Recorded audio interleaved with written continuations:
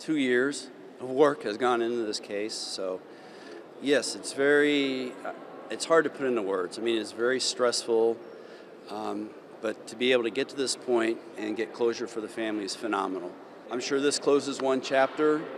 I'm sure they have a lot more to go through. They'll never put this to rest, probably. We still don't know exactly 100% why this happened and 100% exactly how it went down. But we do know who did it, and that's the defendant, Freddie Alcantar. Well, it's not a good way to start off your day.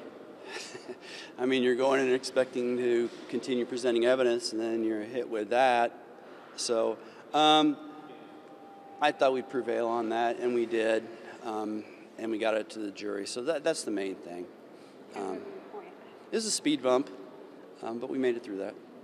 Because you got to realize, while that's going on, I have to be focusing on who's coming up to testify next. Because I'm convinced that it's not going to get dismissed, and we're going to continue on with the trial. But we were just getting ready to start DNA that morning, I believe. And, that was pretty complicated in this case with 2P. So I have to be concerned about what's going on in front of me and behind me and making sure my witnesses are here. So there was a lot going on that morning for sure. Well, I can tell you one thing, the jury sure as heck believed our experts. How long were they out? I mean, they didn't discuss it a very long time, did they, apparently? I can't speak for them, though. We had very good experts in this case. Serafina Salamo, Lori Healy, Carl Soberleski. I always mess up his name.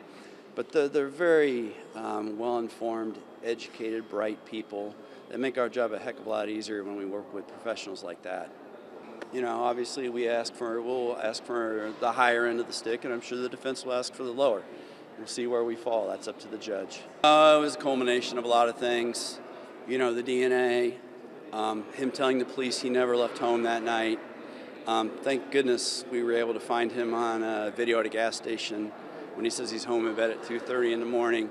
And I think him telling the police that the cuts were from the dog chain, and our pathologist saying, oh, wait a second here, those cuts aren't from this chain.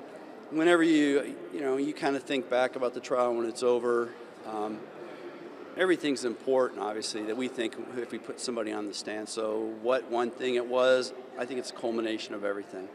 I believed 100% in what we were doing, that he was a murderer and he shouldn't walk out of this courtroom. All right?